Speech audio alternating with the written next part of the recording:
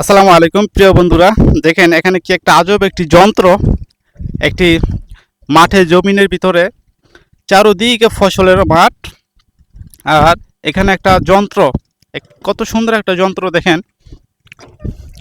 Call, এখানে call system, আর কলের সাথে একটা মেশিন লাগানো আছে।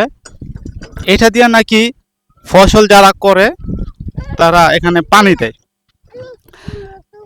আসলে এই মাঠে এই যে যন্ত্র একটা বসাইছে, এখানে নাকি পানির অনেক সংকট, অনেক দূর থেকে পানি নিয়ে আসতে হয়। এই যে দেখেন ভিতরে মোটর আছে, আমি এই যে ভিতরে আছে মোটর, কলের সাথে ফিট করা। আসলে এই ধরনের যন্ত্রপাতিগুলি শুধু খালি এই রকম যেখানে ফসল হয় সেখানে কিন্তু দেখা যায়। আসলে আমার কাছে জিনিসটা দেখে খুব ভালো লাগছে।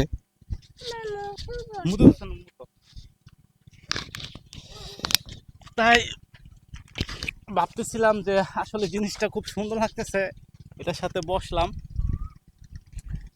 জিনিসটা খুব ভালো লাগতেছে। আসলে আমাদের গ্রামে এরকম তো আর দেখা যায় না, খুব কম, কারণ আমাদের দেশে এত কিন্তু ফসল করে না, খুব কম ফসলটা। আমাদের যে জমি আছে, যতটুকু আছে আমাদের গ্রামে ফসল পড়ে থাকে, জমির পড়ে থাকে, কিন্তু ফসল কেউ করে না। আর এখানে যেদিকে যত দূর পর্যন্ত চোখ যায় তত দূর পর্যন্ত শুধু খালি ফসল আর ফসল। মানে এত সুন্দর লাগে, এত সুন্দর লাগতেছে বলার মতো না। এই যে বসে আছি, এখানে প্রচুর পরিমাণ রোদ্রে তাকাতে পারতেছি না, তারপরেও বসে আছি। হালকা পাতলা বাতাস আছে, আর আমার সাথে ছোট ছোট দুইটা বাতিজি আছে, তারাও কিন্তু আসছে। মানে তারা অনেক খুশি এখানে আসতে পেরে, এখানে ঘুরতেছে, খুব ছুটাছুটি করতেছে, দৌড়াদৌড়ি করতেছে। আমিও খুশি, কারণ এরকম খোলামেলা আবহাওয়া পরিবেশ খুব কম আমার যাওয়া হয়। যেহেতু এখানে আসছি, তাই রৌদ্র হলো আমরা একটু ঘুরতেছিলাম। তো একটু দেখাই আপনাদেরকে। আসলে দেখেন কত সুন্দর, যেদিকে তাকাই সেদিকেই শুধু খালি মাঠ আর মাঠ, সব ফসলের জমি। এগুলাতে সব ফসল করে।